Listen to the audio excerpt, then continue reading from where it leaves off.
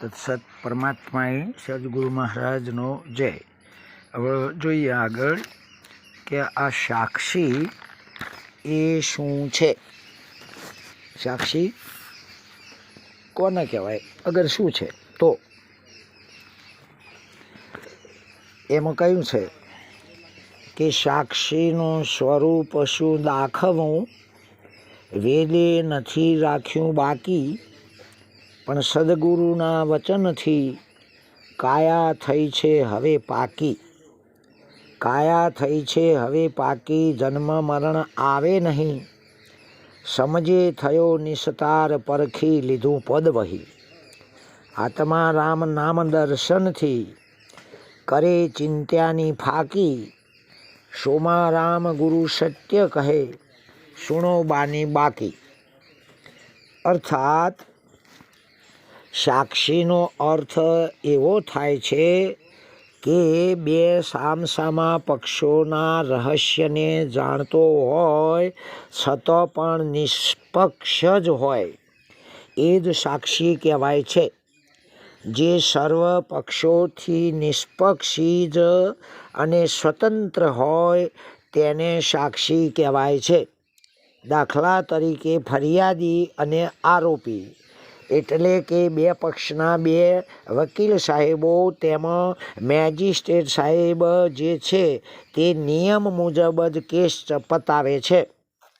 છતાં પણ તે આખા કેસનો મૂળ આધાર કે અધિષ્ઠાન તો તેમનો જે સાક્ષી છે એ જ છે, જે તટસ્થ જ હોય છે. જો કે નવીન આચાર્યો પણ સાક્ષી શબ્દનો આધાર તો લે જ છે, પરંતુ એમને જ ભાન નથી કે હું સાક્ષીનો અર્થ અને લક્ષ્ય શું કરું છું, અથવા કયા હેતુથી કે કયા પ્રસંગે કરું છું.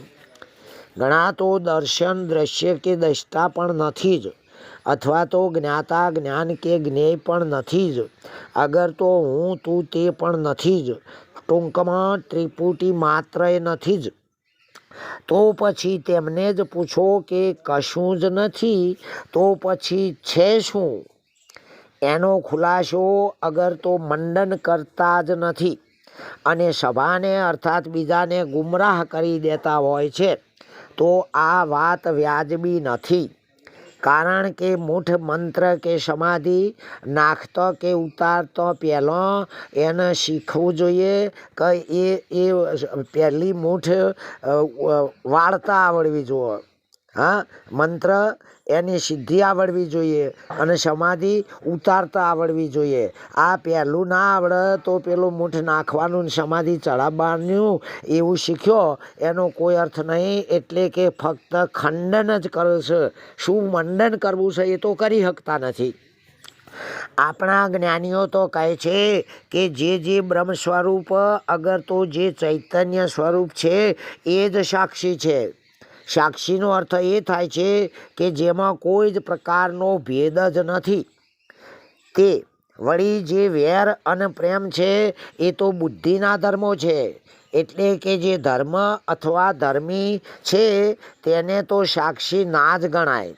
કારણ કે જે અજ્ઞાનથી ઓંધળા થયા છે આવા લોકો જ આવા બીજાના ધર્મો સાક્ષીમાં એટલે પોતાનામાં માની લે છે, પરંતુ તે વાત ખોટી છે. વળી જો સર્વ કલેશોથી જે રહિત હોય એ જ સાક્ષી છે. ઘણા તો માને છે કે જીવ જ સાક્ષી છે, બીજું કોઈ તો કશું છે જ નહીં.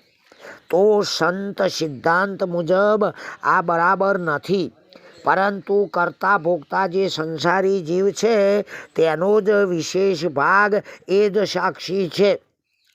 જો સાક્ષી છે જ નહીં આવું ગોળ પણ કરીશું તો જે જીવ અર્થાત સંસારીનો જે વિશેષ ભાગ છે એનો બાદ થઈ જશે તો પછી સંસાર પણ રહેશે નહીં.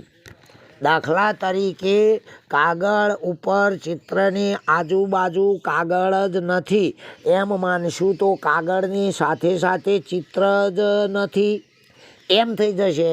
માટે વિચારવું કે આ સાક્ષી એ શી વસ્તુ છે. જો સાક્ષીને જ માનીશું એટલે કે સાક્ષીને જડ માનશું તો ઉપરના દ્રષ્ટાંત મુજબ આખો કેસ અવળો થઈ જશે, અર્થાત ન્યાય જ નહીં સચવાય.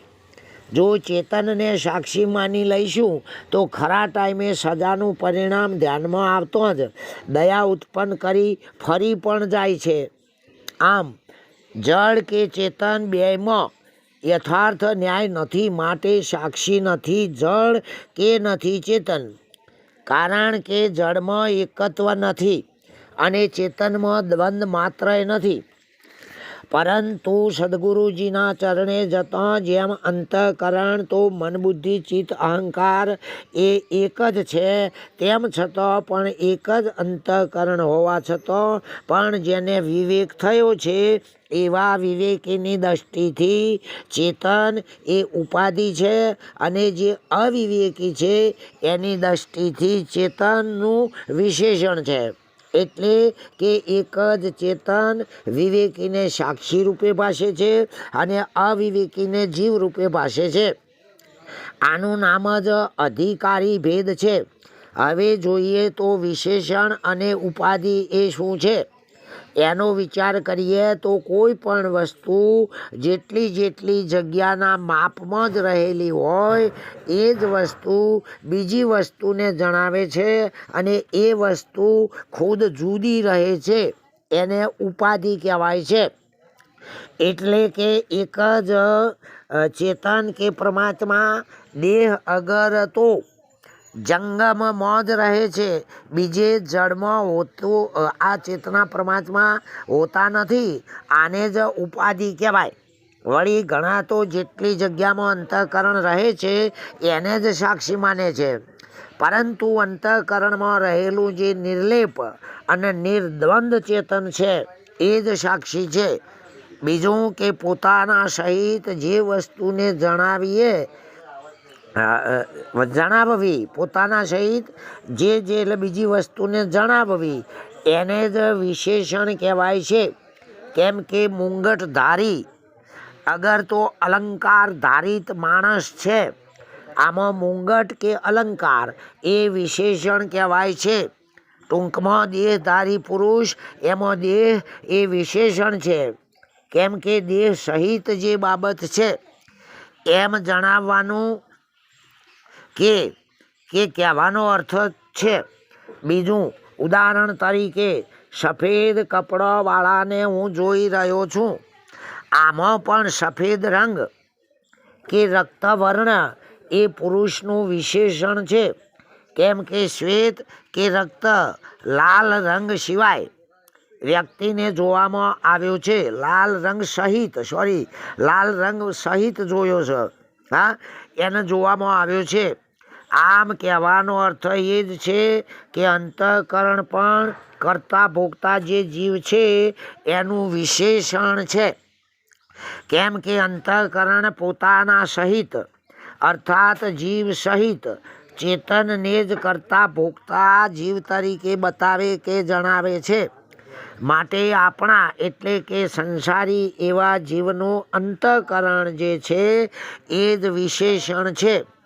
આમ વિશેષણવાળું જે ચેતન એ જ વિશિષ્ટ ચેતન કહેવાય છે. માટે જ અંતઃકરણ વિશિષ્ટ ચેતનને જ જીવ કહેવાય છે. આમ સિદ્ધાંતમાં અંતઃકરણ તથા તેમાં રહેલું ચેતન એ જ જીવ છે, જેનું બીજું નામ અર્થાત બીજા અર્થમાં સંસારી એવું કહેવાય છે. પરંતુ એ જ ચૈતન્યને અંતઃકરણથી જુદું કે છૂટું પાડીને કહેવું હોય ત્યારે અંતઃકરણને ઉપાધિ મનાય અગર તો ઉપાધિ કહેવાય છે. આ વખતે એ જ ચૈતન્યને અર્થાત છૂટા કે જુદા પડેલા ચેતનને જ સાક્ષી કયો છે. આમ જે વિશેષ ચેતનમાં રાગ દ્વેષ નથી અર્થાત દ્વંદ નથી, પણ અંતઃકરણ સહિત જે છે તેમાં રાગ દ્વેષ કલેશ કે દ્વંદ છે જ. આમ જીવનો વિશેષ જે ભાગ એટલે કે ચેતન અને સાક્ષી એ બે એક જ છે. એટલે કે સાક્ષીનો અને સંસારીના વિશેષ ભાગમાં કોઈ ભેદ કે ફેર નથી. એટલે કે અંતઃકરણ વિશિષ્ટ જીવની બ્રહ્મ સાથે એકતા બની શકતી નથી. તો પણ અંતઃકરણ ઉપહિત એટલે કે ઉત્પન્ન થનાર જે સાક્ષી છે તેની જ બ્રહ્મ સાથે એકતા થાય છે. જો કે ઈશ્વર સાક્ષી તો એક જ છે અને જીવ સાક્ષી જુદા જુદા એટલે કે અનેક છે, તો પણ તે બધાએ વ્યાપક બ્રહ્મથી ભિન્ન તો નથી.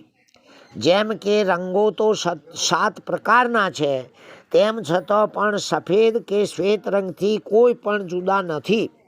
દાખલા તરીકે 4 પ્રકારના આકાશ જે છે તે મહાકાશથી જુદા નથી એટલે નથી એમ. વળી જે સુખ દુઃખ છે એ તો સાક્ષીનું ભાષ્ય છે. જેમ બિંબ તો એક જ છે, પરંતુ અરીસાની ઉપાધિથી અનેક પ્રતિબિંબો હોવા છતાં પણ તે મૂળ મુખબિંબથી જુદો નથી. આમ જ્યારે વૃત્તિ જ્ઞાનરૂપ થાય છે એ જ સુખ દુઃખને જાણે છે. પરંતુ સુખ દુઃખને કોણ જાણે છે? તો જ્ઞાનરૂપ વૃત્તિ જાણે છે. પરંતુ આ જ્ઞાનરૂપ વૃત્તિમાં જ આરૂઢ થઈ તેને પ્રકાશિત અગર તો જ્ઞાનરૂપ બનાવે છે. ટૂંકમાં ચેતનના અસ્તિત્વથી જ જ્ઞાનરૂપ થયેલી વૃત્તિ જ સુખ દુઃખને જાણે છે. પરંતુ વૃત્તિ વગર માત્ર સાક્ષીનો વિષય નથી.